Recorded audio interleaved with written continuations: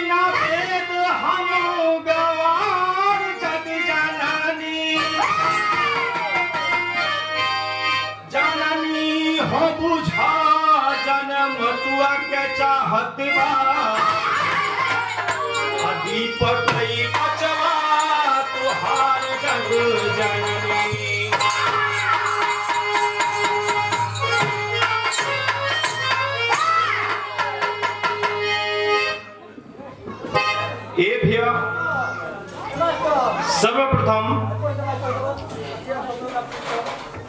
एक गिरधरपुर के माटी जो हमारा ननिहाल है, यहां पर आए हुए समस्त श्रोतागण और श्रोतागण के रूप में हमारे सामने हमारे मामा लोग, नाना जन, मामी, नानी और सब भैया लोग यहाँ उपस्थित बात अपन समय देते हैं हमारे गीत सुने करते। ये माटी से हमारे पिताजी के भी बहुत प्यार सम्मान मिलल बा जौन अब ये दुनिया में तो बाटे ना, हम उनके सत्संग नमन करते हैं और साथ ही साथ आप लोगों से प्यार दुलार की आकांक्षा भी रखते हैं।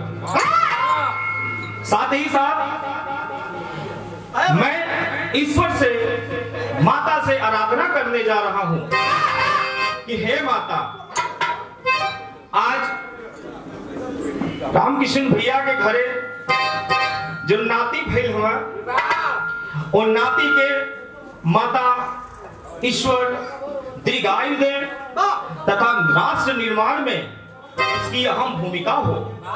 इसी के साथ ही साथ कार्यक्रम का प्रारंभ हम वंदना से करते हैं, माता की आराधना से करते हैं और माता को यहाँ पे बुलाते हैं और आशीर्वाद प्राप्त करते हैं। तो कहाँ है मास्टर, चलिए।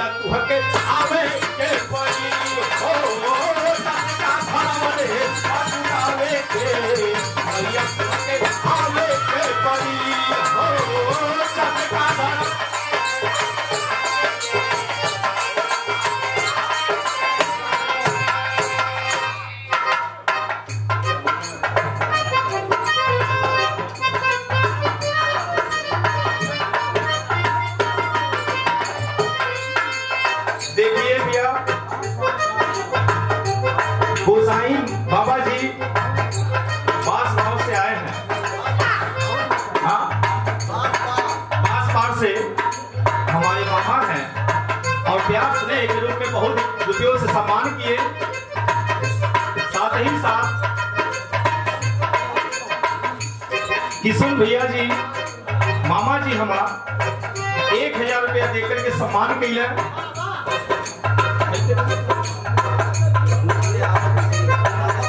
और श्रीमान भूवर भैया जी हिजरी के माटी से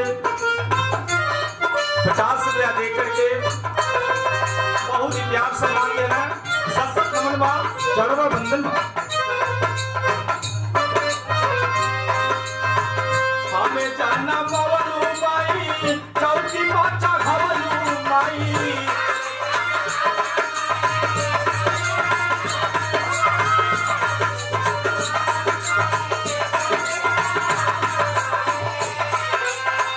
चसका धरवले बाटू गावे के, चसका धरवले बाटू गावे के, भैया तू हके आवे के परी हो। चसका धरवले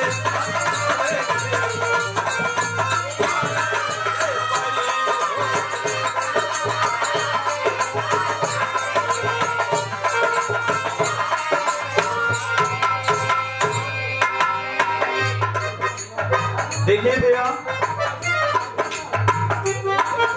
हमारे गार्जियन स्वरूप सुरहा की धरती से रामानंद यादव जी श्रीमान जी बहुत ही रुपयों से प्यार सम्मान दिए। मैं उनको सादर प्रणाम करता हूं और आशीर्वाद की आकांक्षा रखता हूं। आपको सशक्त नमन है।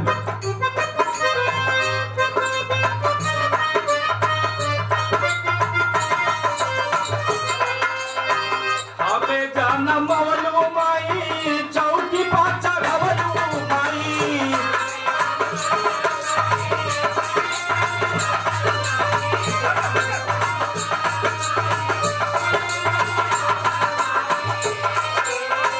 चसका धरवले बाटू गावे के हो। चसका धरवले बाटू गावे के, मैया तू हके आवे के परी हो। चसका धरवले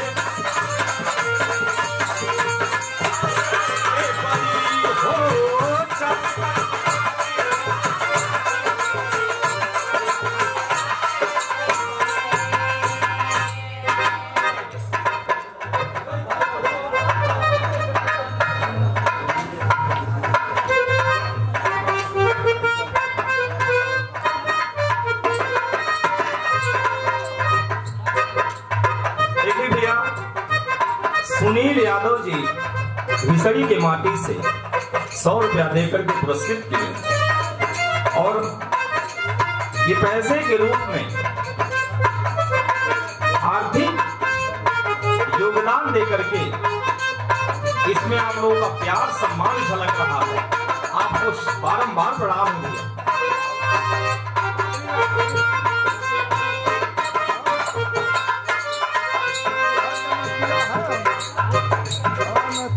भैया